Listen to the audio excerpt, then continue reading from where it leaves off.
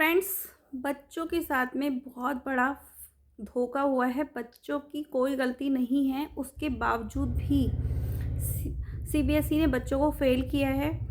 CBSE की तरफ से बहुत बड़ा स्कैम हुआ है बच्चों के साथ में। बच्चों को ग्रेसिंग मार्क्स मिलने चाहिए। ये बात मैं इसलिए बोल रही हूँ क्योंकि अभी कुछ टाइम से मैं भी सर्चिंग में लगी हुई हूँ कि बच्चों के साथ में क्या हो रहा है, ये सब मतलब क्यों हो रहा है। कल स्कूल गई थी, कल स्कूल में मना कर दिया था कि कल आना। आज सुबह बच्चों को फिर से स्कूल भेजा गया। बच्चे स्कूल गए, बच्चों को पता चलता है कि सिस्टम क्रैश है।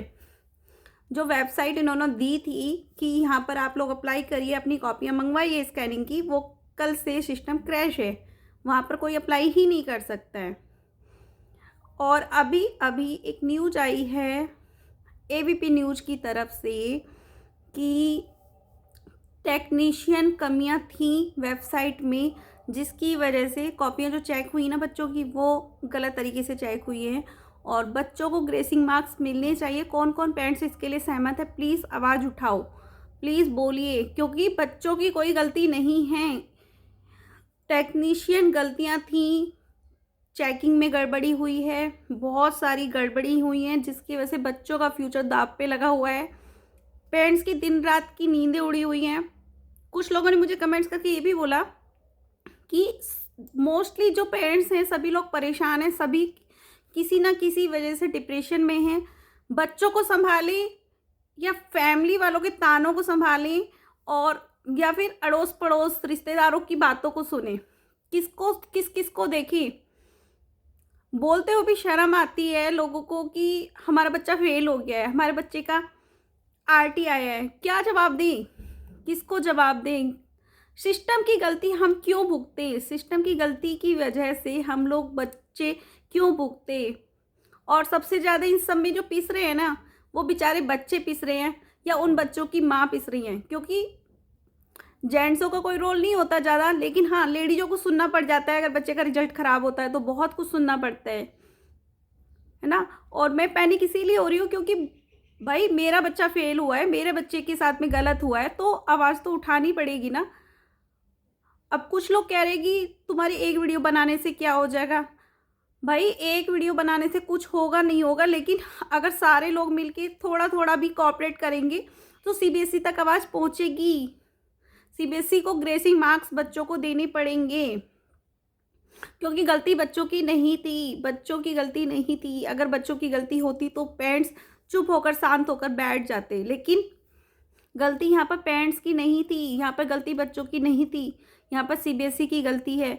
और बहुत सारे मैसेजेस इस तरीके के आ रहे हैं पेरेंट्स की तरफ से कि हमारे बच्चे के साथ भी गलत हुआ है, हमारे बच्चे के साथ भी गलत हुआ है, हम सब डिप्रेशन में हैं, हम सब डिप्रेशन में जा रहे हैं। बच्चों को संभालते संभालते हम लोग खुद डिप्रेशन में जा रहे हैं। आगे फ्यूचर क्या होगा।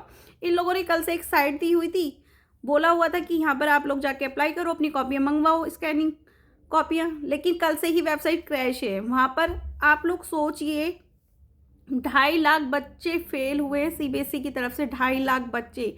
और ऑलमोस्ट जो बच्चे फेल हुए हैं या ऑलमोस्ट बच्चे जिनकी आरटी दी गई है, वो बच्चे सारे के सारे ज़्यादातर साइंस स्टूडेंट्स हैं या फिर कॉमर्स के स्टूडेंट्स हैं, आर्ट साइड के स्टूडेंट्स नहीं हैं।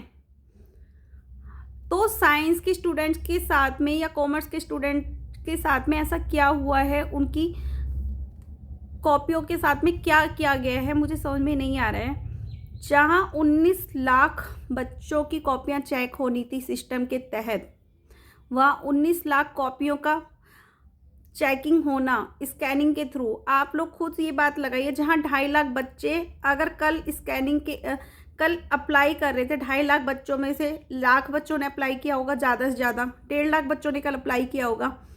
जहाँ 1.5 लाख बच्चों की कॉपियाँ के लिए स्कैनिंग के लिए जो वेबसाइट खोली गई थी इन लोगों की तरफ से, वहाँ पर बच्चों ने जब मतलब अपनी कॉपियाँ स्कैनिंग मंगवाने के लिए वहाँ पे डाला, लॉगिन किया, तो वहाँ पर साइट ही क्रैश हो गई है। एक साथ 1.5 लाख लोग बच्चों का स्कैन मतलब टाइप करने के बाद भी वो वेबसाइट नहीं खुल पा रही है। जब वो लोड इतना 1.5 लाख बच्चों का लोड नहीं ले पा रही है, तो सोचिए 19 लाख बच्चों का कैसे कैसे कॉपी स्कैन की गई, बहुत बड़ा गड़बड़ हुआ है। इसकी अच्छे से जांच होनी चाहिए, सीबीआई जांच बिठानी चाहिए सीबीएसई वालों की तरफ, क्योंकि बच्चों का फ्यूचर दांव पे लगा है। बच्चे इस टाइम जेई की तैयारी करें, नीट की तैयारी करें, सीयूटी की तैयारी करें या इस मानसिक दबाव से गुजरे, मुझे समझ में नहीं आ रहा है। बच्चे किस किस लेवल से गुजरे, किस डिप्रेशन से बाहर, किस तरीके से बाहर निकलेंगे, मुझे नहीं पता। लेकिन अगर एक भी बच्चे को कुछ भी होता है इस सीबीएसई वालों की गलती की वजह से, तो हमारा बहुत बड़ा नुकसान है, क्योंकि हम सब के लिए रिजल्ट से ज़्यादा हमारा बच्चा कीमती है। अगर हमारा बच्चा कुछ कर लेता है कल को गलती से भी, तो हम जिंदगी भर सीबीएसई वालों को माफ़ नहीं कर पाएंगे।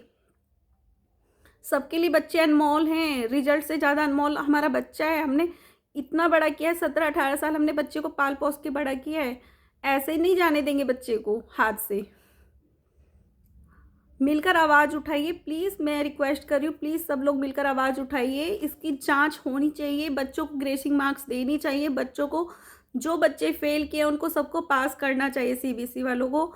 और आवाज़ उठाइए प्लीज़, मैं रिक्वेस्ट कर रही हूँ, प्लीज़ सब लोग आवाज़ उठाइए और सिस्टम को बोलिए कि इसकी तह तक जाए, इसकी जांच की जाए, जांच बिठाई जाए सीबीआई की तरफ से, क्योंकि ये मुद्दा कोई छोटा मोटा मुद्दा नहीं रह गया है, बहुत बड़ा मुद्दा बन चुका है। क्योंकि लापरवाही हुई है, बच्चों के साथ में खिलवाड़ हुआ है, पेरेंट्स के साथ में खिलवाड़ हुआ है।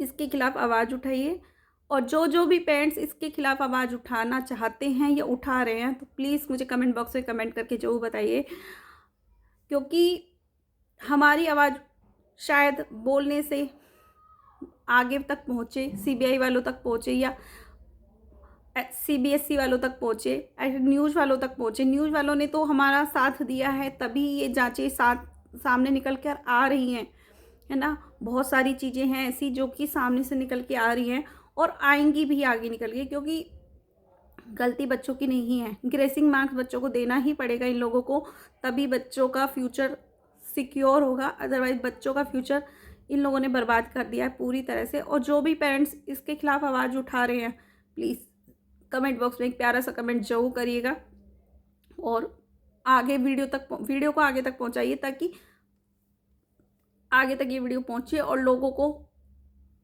इसके लिए जागरूक करे।